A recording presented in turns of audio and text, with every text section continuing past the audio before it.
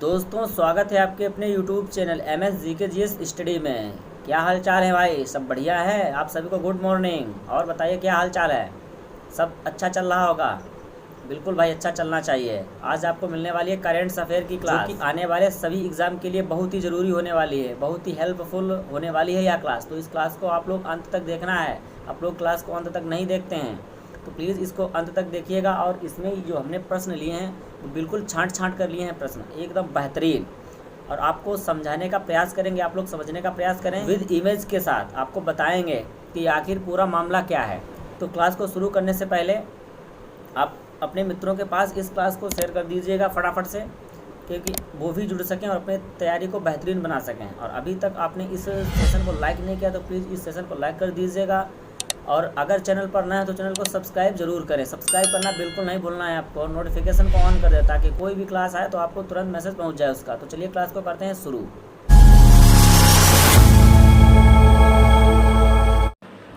तो दोस्तों ये रहा आज की क्लास का पहला प्रश्न, करेंट अफेयर क्लास का पहला प्रश्न। देखिए क्या कहता है।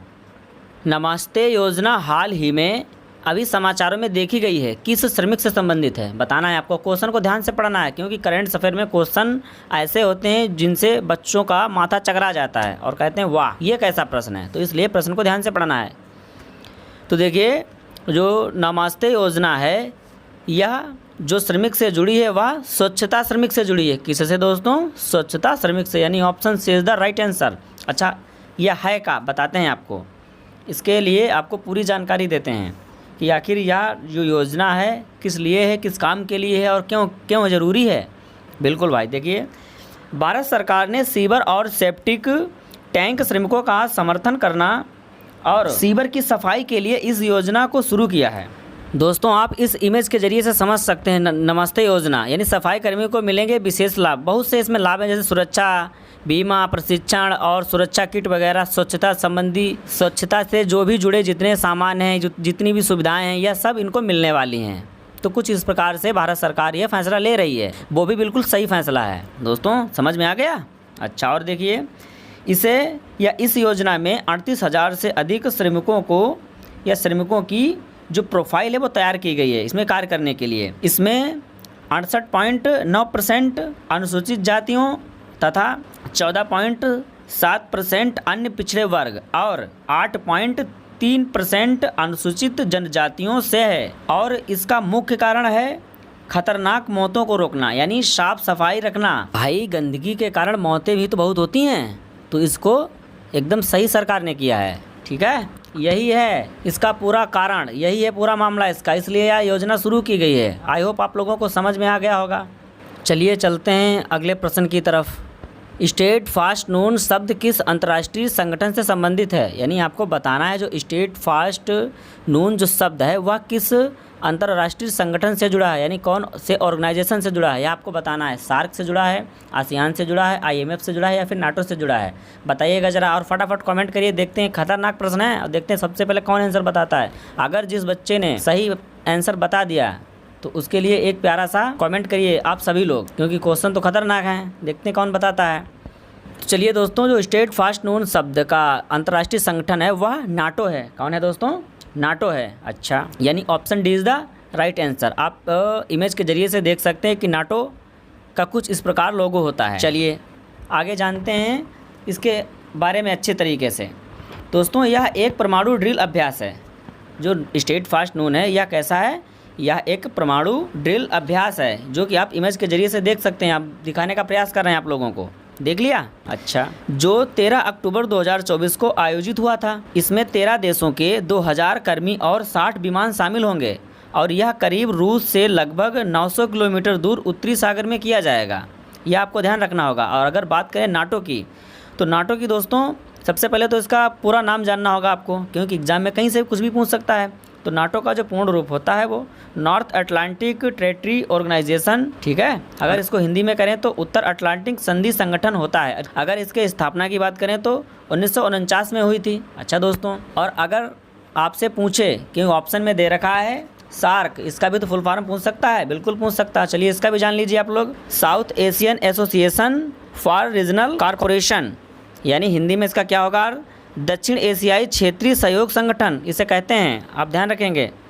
ठीक है, अगर भाई बात करें आसियान की, यह भी तो पूछ सकता है, बिल्कुल भाई। तो इसका होता है association of south east Asian Nations. इसमें दोस्तों 10 देशों का संगठन है, यह भी आपको ध्यान रखना है। और ये बचा है IMF, इसको भी ध्यान रख लीजिए, क्या दिक्कत है। तो दोस्तों IMF का फुल पूर्ण रूप होता है, यानी जो फुल फॉर्म होता है इंटरनेशनल मॉनेटरी फंड, यानी इसे हिंदी में बात करें तो अंतर्राष्ट्रीय मुद्रा कोष होता है। अब हमें आप बताइए कि अगर कहीं से भी क्वेश्चन आता है तो अगर ऐसे आप पढ़ेंगे तो कहीं से छूटेगा आपका? बिल्कुल नहीं छूटने वाला है। तो दोस्तों अगर आपने इस प्रश्न को पढ़ लिया तो समझ लीजिए यहाँ से आपके 3-4 प्रश्न जो हैं वो कंफर्म हो गए हैं। अगर कहीं से भी कुछ आता है तो आप एकदम बताने के लिए रेडी हैं। तो इसलिए ज़्यादा से ज़्यादा डिटेल में पढ़ना पसंद करें आप लोग, ना कि ऑप्शन देखा बस टिक कर दिया आगे बढ़ गए, ये गलत है। ये जो ऑप्शन वाला मैटर है ये आपके तब समझ में अच्छे से आएगा जब आपने पहले से पढ़ रखा है और आप रिवीजन के मोड में हैं, तब आपको अच्छा लगेगा, तब आपको पढ़ने में मज़ा आएगा कि हाँ हमने पढ़ रखा है, ज़्यादा टाइम है नहीं हमारे पास तो इसे हमने पढ़ा और बस टिक मारा आगे चल दिए, तो ऐसे आपको अच्छा लगेगा। लेकिन अभी शुरुआत में बिल्कुल अच्छा नहीं लगने वाला है, तो इसलिए डिटेल से पढ़ने का प्रयास करें आप लोग। तो चलिए देखते हैं अगले प्रश्न की तरफ। तो देखिए, माउंट एडम्स एक स्टेट वोल्केनो किस देश में स्थित है? यानी बताना जो माउंट एडम्स एक स्टेट वोल्केनो है वह किस देश में स्थित है, यह आपको बताना है। ऑस्ट्रेलिया में, इंडोनेशिया में, रूस में या फिर संयुक्त राज्य अमेरिका में बताना है दोस्तों आपको। और क्या भाई अभी तक आपने कमेंट वगैरह शुरुआत नहीं की है इसकी? हाँ तो कर दीजिए, चलिए कमेंट वगैरह शुरू करिए आप लोग और बताइए सही आंसर एकदम इसका। क्वेश्चन थोड़े टफ हैं ये मैं जानता हूँ, लेकिन फिर भी आप प्रयास करें। तो देखिए, जो माउंट एडम्स एक स्टेट वोल्केनो है वह संयुक्त राज्य अमेरिका में स्थित है, यानी option D is the right answer. अच्छा, अगर आप देखने का प्रयास करें तो यह क्या है, पूरा मामला आपको बताते हैं। तो देखिए, माउंट एडम्स वाशीगटन का सबसे बड़ा ज्वालामुखी है। ठीक है, यह क्या है दोस्तों? यह एक ज्वालामुखी है जो कि आप इस इमेज के जरिए से देख सकते हैं कितना भयंकर ज्वालामुखी है ये और कितना खतरनाक है ये, आप देख सकते हैं इसके जरिए। और आपको बता दें कि यह जो ज्वालामुखी है वह हज़ारों वर्षों से निष्क्रिय है, लेकिन अब इसमें कुछ गतिविधियां हैं वो शुरू हो चुकी हैं। और अगर इसकी ऊंचाई की बात करें तो 12,227 फीट है, यानी अगर मीटर में बात करें तो 3,342 मीटर है। और अगर इसकी चौड़ाई की बात करें तो 18 मील, अगर इसको किलोमीटर में कन्वर्ट करें तो 29 किलोमीटर है। और यह यहाँ की सबसे ऊँची चोटी है दोस्तों। इसका अंतिम विस्फोट 3800 से 7600 वर्ष पहले यानी पाषाण युग में हुआ था, तब से यह अभी तक निष्क्रिय है। तो देख लिया आप लोगों ने कितना भयंकर ज्वालामुखी है ये, बहुत ही खतरनाक है। तो चलिए देखते हैं अगले प्रश्न की तरफ। समुद्रयान मिशन मानव युक्त गहरे समुद्र मिशन को भारत कब लॉन्च करेगा? 2025 में, 2026 में, 2027 में या फिर 2028 में बताना है आपको। क्वेश्चन को एक बार ध्यान से पढ़ लीजिएगा क्या पूछ रहा है उसके बारे में, और फिर आपको आंसर करना है, जल्दबाजी नहीं करनी है। तो देखिए दोस्तों, जो समुद्रयान मिशन है मानव युक्त गहरे समुद्र मिशन को भारत 2026 में लॉन्च करेगा। कब दोस्तों? 2026 में। आखिर यह समुद्रयान मिशन है क्या? मानव युक्त गहरे समुद्र मिशन को क्या काम है कि ये किस लिए गवर्नमेंट कर रही है? जानना है नहीं जानना है? जानना है, चलिए आपको बताते हैं। तो देखिए आखिर मामला है क्या। देखिए दोस्तों, यह पूरी तरह से स्वदेशी होने वाला है। पहले तो सबसे खुशी की बात यह है कि यह भारत खुद बना रहा है, किसी दूसरे पर डिपेंड नहीं है, तो यह अच्छी बात है। यानी कि आप पूरी तरीक़ा से या पूरी तरह से स्वदेशी है। ठीक है, यह एक प्रकार का पनडुब्बी वाहन है। अच्छा दोस्तों, यह एक प्रकार का पनडुब्बी वाहन है। इसका उद्देश्य क्या है? यह 6000 मीटर तक समुद्र की गहराई तक जाना और वहां अन्वेषण करना, इससे समुद्री जैव विविधता और संसाधन का पता लगाना। यानी आप अब समझ गए होंगे कि यह एक समुद्रयान मिशन जो है वह पनडुब्बी प्रकार का होने वाला है, जो कि समुद्र की गहराई तक जाएगा। कितनी दूर तक? 6000 मीटर तक। और वहाँ जाकर यह अपनी खोज वगैरह करेगा। ठीक है, जैव विविधता के बारे में जानेगा, समुद्री जो जैव विविधताएँ होती हैं और भी बहुत प्रकार के जो प्रयोग हैं वो करेगा। ठीक है, अगर इसमें खर्च की बात करें तो इसमें कुल खर्च कितना आने वाला है? तो देखिए दोस्तों, 4077 करोड़ रुपए खर्च होने वाले हैं इस प्रोजेक्ट में। और यह लंबे समय तक, यानी यह लंबे समय तक चलने वाला मिशन है जो कि 5 वर्षों तक चलने वाला है। और आइए इमेज के जरिए से समझते हैं कि यह पनडुब्बी देखने में कैसी लगती है, किस प्रकार की होती है, इसमें जो पायलट कैपेसिटी है वह कैसी क्या होती है। तो दोस्तों, इसमें 2 पायलट कैपेसिटी होती है, यानी 2 पायलट बैठकर जा सकते हैं समुद्र की गहराई तक, और यह वहाँ जाकर जो खोज वगैरह है वो करेगा। इसी को समुद्र मिशन कहते हैं। तो दोस्तों, यही इस समुद्र मिशन का कार्य है। आई होप आप लोगों को समझ में आ गया होगा कि क्या है पूरा मामला। ठीक है, तो आइए देखते हैं अपने अगले प्रश्न की तरफ। नेपाल में याला ग्लेशियर को मृत घोषित किया गया है। यह घोषणा कब की गई थी? 12 मई 2025 को, 13 मई 2025 को, 14 मई 2025 को या फिर 15 मई 2025 को। और दोस्तों फटाफट कमेंट करिए, आप लोग कमेंट बिल्कुल नहीं कर रहे हैं, आंसर करने का आप लोग प्रयास करेंगे। तो देखिए जो नेपाल का याला ग्लेशियर है वह 12 मई 2025 को मृत घोषित किया गया था, यानी option A is the right answer. अच्छा दोस्तों आखिर मामला क्या था? देखिए यह ग्लेशियर जो है वह नेपाल के लांगटांग में स्थित है, ठीक है, और यह 1970 के दशक से अब तक 784 मीटर पीछे हट चुका है और इसके द्रव्यमान में भी 66% की हानि हुई है, जिसके कारण इसे वहाँ के लोगों ने, वहाँ की गवर्नमेंट ने इसको क्या किया है, नेपाल में याला ग्लेशियर को मृत घोषित किया है। ठीक है, समझ में आ गया होगा। चलिए आपको याला ग्लेशियर की एक इमेज दिखाते हैं। दोस्तों देखिए यही है याला ग्लेशियर, आप इसको अच्छे तरीके से देख सकते हैं। चलिए चलते हैं अगले प्रश्न की तरफ। अभी हाल ही में बानखेड़े स्टेडियम में किस खिलाड़ी का पवेलियन स्टैंड का उद्घाटन किया गया है? बताना है आपको दोस्तों कि जो अभी हाल ही में बानखेड़े स्टेडियम था उसमें किस खिलाड़ी का पवेलियन स्टैंड बनाया गया है? विराट कोहली का, रोहित शर्मा का, अक्षर पटेल का या फिर इनमें से कोई नहीं, आपको बताना है। चलिए देखते हैं सबसे पहले कौन आंसर करता है भाई। तो देखिए दोस्तों अभी हाल ही में वानखेड़े स्टेडियम में जो खिलाड़ी था उस खिलाड़ी का नाम है रोहित शर्मा, यानी option B is the right answer. दोस्तों रोहित शर्मा का अभी जस्ट 16 मई 2025 को वानखेड़े स्टेडियम में, जो कि मुंबई में पड़ता है, वहाँ इनका स्टेडियम में जो है वह पवेलियन स्टैंड बनाया गया है। अच्छा अगर इसकी क्षमता की बात करें तो यानी स्टैंड में कुल कितने दर्शक बैठ सकते हैं एक साथ में? तो दोस्तों इसमें 33,000 जो दर्शक हैं वो एक साथ मैच का आनंद ले सकते हैं बैठकर। तो चलिए देखते हैं अगले प्रश्न की तरफ, देखते हैं क्या कहता है। चलिए देखते हैं, किस संस्थान ने हाइड्रोजन उत्पादन के लिए नवीन उच्च एंट्रोपी मिश्र धातु यानी HEA उत्प्रेरक विकसित किया है? दोस्तों क्वेश्चन थोड़ा लंबा है और उससे ज़्यादा इसके ऑप्शन लंबे हैं, तो इसलिए इसको ध्यान से पढ़ना है, सही से देखना है। भारतीय विज्ञान संस्थान यानी IISc जो कि बेंगलुरु में है, नैनो और सॉफ्ट मैटर विज्ञान केंद्र यानी CENS जो कि बेंगलुरु में स्थित है, भाभा परमाणु अनुसंधान केंद्र यानी बार्क, या फिर राष्ट्रीय भौतिक प्रयोगशाला यानी NPL। दोस्तों बताना है आपको, एक बार अच्छे से देखिए, क्वेश्चन थोड़ा जानते हैं कि थोड़ा टफ है लेकिन फिर भी आप बताने का प्रयास करेंगे। देखिए दोस्तों होता क्या है कि जो संस्थान ने हाइड्रोजन उत्पादन के लिए नवीन उच्च एंट्रोपी मिश्र धातु यानी HEA उत्प्रेरक है वह विकसित किया है। क्या विकसित किया है? नैनो और सॉफ्ट मैटर विज्ञान केंद्र, यानी option V is the right answer. देखिए दोस्तों आखिर समझते हैं कि पूरा मामला क्या है, यह किस लिए है, यह क्यों ज़रूरी है, आइए जानते हैं। तो देखिए दोस्तों इसका जो मुख्य उद्देश्य है वह नैनो विज्ञान और प्रौद्योगिकी के क्षेत्र में अनुसंधान और विकास को बढ़ावा देना है। इसी का यही कारण है इसका। यह उत्प्रेरक प्लेटिनम, पैलेडियम, कोबाल्ट, निकिल और मैग्नीज से बना है। तो दोस्तों इसका क्या कारण है, इसका मुख्य उद्देश्य क्या है? जो वहाँ नैनो विज्ञान है और प्रौद्योगिकी के क्षेत्र है उनका विकास करना, यही इसका मुख्य उद्देश्य है। आई होप आप लोग समझ गए होंगे। चलिए देखते हैं अगले प्रश्न की तरफ। और क्या भाई लोग, और सब तो ठीक है लेकिन ये लाइक का आंकड़ा बहुत कम है। चलिए फटाफट सेशन को लाइक कीजिए और अपने यार दोस्त मित्रों के पास इस वीडियो को फटाफट शेयर करिए ताकि वो भी इस सेशन का हिस्सा बन सकें और अपनी तैयारी को बेहतरीन बना सकें। आप लोग शेयर वगैरह बिल्कुल नहीं करते हैं और अभी तक आपने चैनल को सब्सक्राइब नहीं किया तो प्लीज़ चैनल को सब्सक्राइब कर लीजिएगा और बेल आइकन को प्रेस कर दीजिएगा ताकि कोई भी नई वीडियो आए तो आपके पास तुरंत उसका मैसेज पहुँच जाए। तो चलिए आप लोगों ने कर दिया होगा। चलिए देखते हैं प्रश्न की तरफ। हाल ही में इनमें से किस खिलाड़ी ने टेस्ट क्रिकेट से संन्यास लिया है? क्वेश्चन को ध्यान से पढ़ना है और बताना है। स्पोर्ट से जुड़ा है क्वेश्चन। रविंद्र जडेजा, मोहम्मद शमी, महेंद्र सिंह धोनी, विराट कोहली, बताना है दोस्तों आपको और फटाफट कमेंट करिए। देखते हैं इस प्रश्न का सबसे बढ़िया और सबसे बेहतरीन आंसर कौन देता है, कौन बच्चा धुरंधर है, जिसकी तैयारी बहुत बढ़िया है और जो क्रिकेट देखते हैं उनको पता होगा, वो बता सकते हैं आराम से। जो नहीं देखते हो उन्होंने पढ़ रखा होगा कहीं ना कहीं।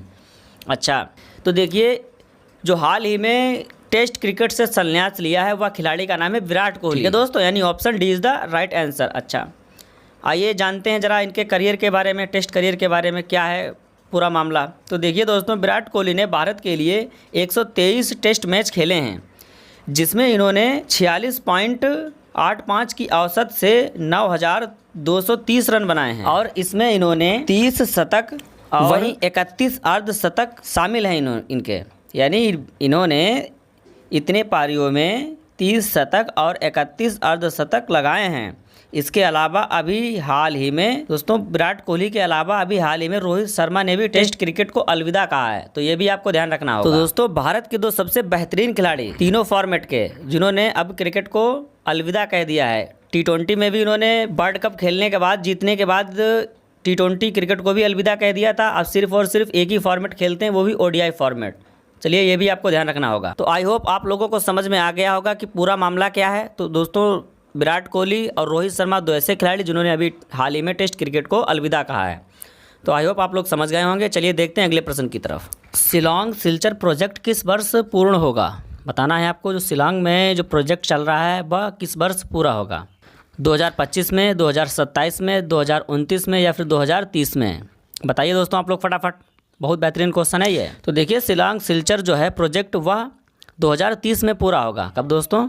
2030 में पूरा होगा। और यह क्या है, कैसा प्रोजेक्ट है? तो दोस्तों यह शिलांग के नज़दीक मावलिंग खुंग के असम के सिलचर के पास पंचग्राम तक NH6 पर 166.8 किलोमीटर लंबी 4 लेन है। यह पूर्वोत्तर में पहला हाई स्पीड कॉरिडोर प्रोजेक्ट है। यानी यह आप कह सकते हैं शिलांग जो सिलचर है वह एक प्रकार का हाईवे है, ठीक है। जो 4 लेन का हाईवे है वह है। इस प्रोजेक्ट को पूरा करने में भारत सरकार को 2030 लग जाएगा। तो यानी यह जो प्रोजेक्ट है वह 2030 में पूर्ण होगा। तो आपको यही बताना है। तो आपको समझ में आ गया होगा। और अगर आप देखना चाहें इमेज के जरिए से आपको दिखाने का प्रयास करें। देखिए दोस्तों यहाँ से यहाँ तक बनने में इसको 2030 तक का समय लग जाएगा। तो चलिए देखते हैं अगले प्रश्न की तरफ। न्यूजीलैंड के रिवर्टन तट पर कितने रिक्टर का भूकंप आया था? बताना है आपको। 6.2 तीव्रता का, 6.8 तीव्रता का, 7 तीव्रता का, 7.8 तीव्रता का? बताना है आपको दोस्तों। फटाफट कमेंट करते रहिए और कमेंट में अपना नाम भी बताएं कि हाँ हम जान सकें कि आप लोग पढ़ने आए हैं या नहीं, या ऐसे ही बस देख लिया कि ये क्लास चल रही है, चलो बस थोड़ा देख लिया निकल लिए वहाँ से। निकलना नहीं है, पूरा देखना है। चलिए बताइए। तो देखिए दोस्तों जो न्यूजीलैंड के तट पर जो रिवर्टन तट है वहाँ का, उस पर भूकंप आया था वह 6.8 तीव्रता का था। और आपको बता दें कि यह मंगलवार 25 मार्च को आया था और यह बहुत बड़ा भूकंप था। दोस्तों भूकंप की तीव्रता रिक्टर पैमाने पर मापी जाती है, यह भी आपको ध्यान रखना होगा। खूब पढ़ रखा होगा आपने पहले से ही। चलिए देखते हैं प्रश्न नंबर 11 की तरफ। अभी हाल ही में किस भारतीय खिलाड़ी ने अपना पहला पदक शतरंज में जीता है? क्वेश्चन को ध्यान से पढ़िएगा और फिर आंसर करने का प्रयास करें आप लोग। रमेश बाबू, प्रज्ञानंद, अर्जुन, एरिगेसी, इनमें से कोई नहीं। यानी बताना है कि जो शतरंज का अपना पहला पदक है वह किस खिलाड़ी ने जीता था। तो दोस्तों बता दें आपको कि यह प्रज्ञानंद ने जीता था। और कहाँ जीता था, कब आयोजित हुआ था? अच्छा तो दोस्तों यह रोमानियो के बुखारेस्ट में हुआ था और इन्होंने अपने करियर का यहाँ पर पहला खिताब जीता था। और तो आइए देखते हैं अगले प्रश्न की तरफ। वियतनाम भारत द्विपक्षीय अभ्यास यानी विनवेक्स 2024 में कहाँ आयोजित किया गया था? जैसलमेर राजस्थान में, अंबाला हरियाणा में, भोपाल मध्य प्रदेश में या फिर वाराणसी उत्तर प्रदेश में? बताना है दोस्तों आपको कि भारत और वियतनाम का जो द्विपक्षीय अभ्यास है वो कहाँ आयोजित किया गया था। तो दोस्तों आपको बता दें कि यह अंबाला हरियाणा में स्थापित किया गया था। नहीं, option B is the right answer. और आपको बता दें यह एक सैन्य अभ्यास है। कैसा अभ्यास है? सैन्य अभ्यास है जो 2024 में आयोजित किया गया था। अच्छा तो यह किस लिए किया जाता है? तो यह दोस्तों इसलिए किया जाता है कि दोनों जो देश हैं अपना प्रैक्टिस करते हैं और इसके हिसाब से जो उनकी सैन्य क्षमताएँ हैं उनको मजबूती मिलती है, उनको बढ़ावा मिलता है। तो इस प्रकार से जो देश हैं वो अपना सैन्य अभ्यास करते रहते हैं। चलिए देखते हैं अगले प्रश्न की तरफ। स्पेन में विनाशकारी बाढ़ का कारण बनने वाली मौसम की घटना का नाम क्या है? एल नीनो, ला नीनो, डाना यानी DANA डाना, इनमें से कोई नहीं। बताना है आपको। तो देखिए दोस्तों जो स्पेन में विनाशकारी बाढ़ का कारण था वह डाना तूफान था। ठीक है, क्या था? यानी option D is the right answer. और इसमें करीब 200 लोगों की मौत हुई थी। चलिए देखते हैं प्रश्न नंबर 14 की तरफ। देखिए जरा, भारत ने पाकिस्तान पर कार्रवाई करते हुए ऑपरेशन सिंदूर कब शुरू किया था? 7 मई 2025 को, 5 मई 2025 को या फिर 8 मई 2025 को या फिर इनमें से कोई नहीं? बताइए दोस्तों जरा फटाफट कमेंट करिए। तो देखिए दोस्तों भारत ने पाकिस्तान पर कार्रवाई करते हुए ऑपरेशन सिंदूर जो 7 मई 2025 को लॉन्च किया था। यानी इसकी शुरुआत की थी और पाकिस्तान को उसकी औकात के बारे में बताया था कि तू है क्या। तो दोस्तों चलिए चलते हैं आज के अंतिम प्रश्न की तरफ। यानी आज की करेंट अफेयर क्लास का यह रहा अंतिम प्रश्न, प्रश्न नंबर 15।